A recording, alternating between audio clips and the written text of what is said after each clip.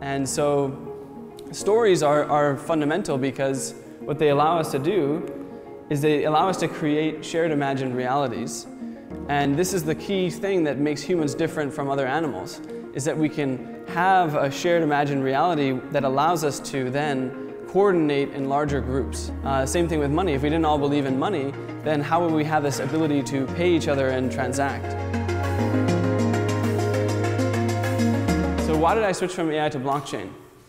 That's what I want to talk to you about next. And that is, I switched because I kind of fell down the proverbial crypto rabbit hole. And so I want to take you down my journey of how I fell down the rabbit hole. So this is Alice kind of peering in and not knowing what she's going to find. And she finds a lot down there. So in early 2017, I actually happened to read this book called Industries of the Future, which I really recommend you guys to read. I think it's still very relevant. It's by a guy named Alec Ross, who was part of the Obama administration. And his role was basically to figure out the future directions of technology and where America should be looking to make sure that they're on the frontier, they're on the leading edge of all of the next technology that's going to shape the 21st century. And when I was reading this book, obviously I was already very much into AI and robotics and all of that. And then they talked about cybersecurity as there are four main pillars: AI, cybersecurity, biotech, all of which I kind of expected. And then the last one was blockchain. And I had never heard of blockchain before, so I was kind of taken aback. I was like, you know, how have I not heard about blockchain? Obviously, I'd heard of Bitcoin kind of peripherally, but I didn't realize that blockchain itself was a more fundamental paradigm that could do a lot more things than just simply like Bitcoin and cryptocurrency. So that kind of piqued my interest. And so I ended up reading a bunch more of books. I ended up reading pretty much everything I could on Amazon. And then I started going onto Twitter and just consuming all of the new content. The thing about blockchain is it's such a new field that you have to, there's actually not, all the stuff that's written in books now, it takes like a year to write a book. And by the time the book is out and published, most of that stuff is very old. So in order to actually be up to date, you kind of have to be on Twitter, you have to be on Medium, you have to be reading all of the latest and staying up with the current times. And so once I consumed these, I started to try to like be more involved in the community directly and follow the space more closely, because that's the only way to really be at the leading edge. And reading these books, it brought so many like questions to my mind. You know, things like really fundamental things like, what is money? You know, I think we use money all the time. Like we all probably have cash, or we use payment apps, whatever it is, but we never think about what's happening underneath. And it's pretty funny that as entrepreneurs, where we're supposed to question all assumptions, that in many ways we take like money for granted. And you know, what is value as well? Like how do I know why something is valuable? Like why is a Ferrari worth however much money it is, and why is a Toyota not worth that much? Or you know, a Louis Vuitton bag, for example, why is it so valuable? And also, it made me think, like, what else will blockchain and cryptocurrencies change? Like, what is the potential, as I said, beyond just, let's say, Bitcoin? Like, what will it do to the world? How will it reshape the world, right? Because that's why, as entrepreneurs, that's what we care about. We care about the impact on people's lives. And it actually all kind of tied back to this book, which I feel like is a very now typical Bay Area, San Francisco book, but it's a really excellent one called Sapiens. And the reason this book is important is because one of the things that he teaches you, or not teaches you, but that he expounds in this book, is the concept that everything is a story. And this is maybe kind of confusing at first, but like just bear with me, because it's very true. Like, money is a story. If you look at a dollar bill or any currency, there's always like, you know, the leader on it and all these words of inspiration, and it's all sort of tied into a greater story about, at least in fiat currencies context, like why you should trust this piece of paper as money? Like why do we believe that something that actually has no intrinsic value is valuable? Like why do people kill each other over just like paper? And money is only as valuable as the amount that we believe in it.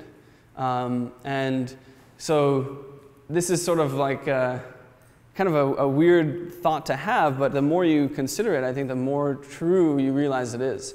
And then to take it even a step further, you realize that nations themselves are stories. Like they're all about the founding fathers, right?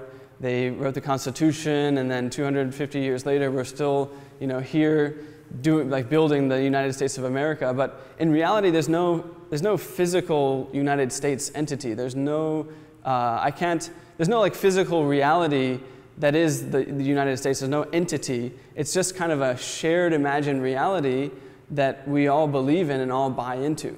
And so stories are fundamental because what they allow us to do is they allow us to create shared imagined realities. And this is the key thing that makes humans different from other animals, is that we can have a shared imagined reality that allows us to then coordinate in larger groups. If we didn't all believe in the story of the United States, then all the citizens of the United States wouldn't be able to come together and be productive and trade and build all the things that we have in the world. Same thing with money. If we didn't all believe in money, then how would we have this ability to pay each other and transact? So these shared imagined realities are really powerful, and they're kind of like the fabric of what society is. They depend on two key things. The first thing is rules. All these institutions have certain rules you have to follow. If you don't follow them, then you can't participate. And the other thing that they depend on is trust. There's usually some entity who is the one that is trusted to uphold those rules. So in like the case of a nation, we all, obviously we have the Constitution, right? We all believe in the Constitution. If you don't obey by the Constitution, you can't participate. And we trust in the government to uphold those rules. Or let's say in a different case, like the bank, we trust the bank to have our best interest in mind so that they're not printing money and doing things that are sort of against our common interests. We put a lot of trust in these institutions, and if they don't follow the rules, then they lose our trust. So this is very high level, but I hope that it's kind of at least landing somewhere. So what if you can create a shared imagined reality where the rules could be written in code and you only had to trust math to uphold them? This is to me, the core value proposition of what blockchain is. Normally, in all these institutions, it's run by human beings, and human beings are flawed. We cheat. Not all of us are all that trustworthy. We've all been cheated by our governments at one time or another.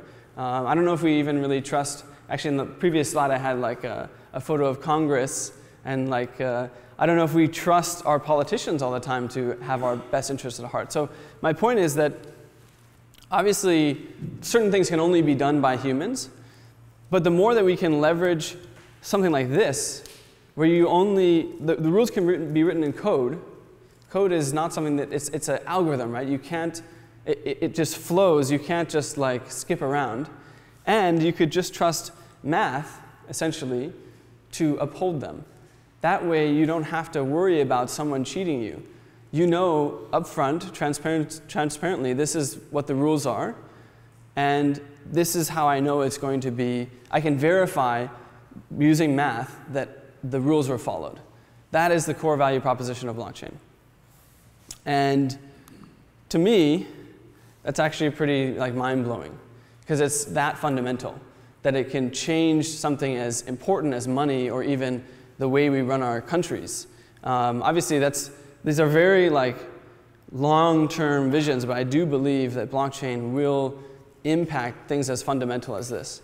And so that was my sort of rabbit hole, eureka, revelation moment that made me decide that I wanted to switch from AI into blockchain.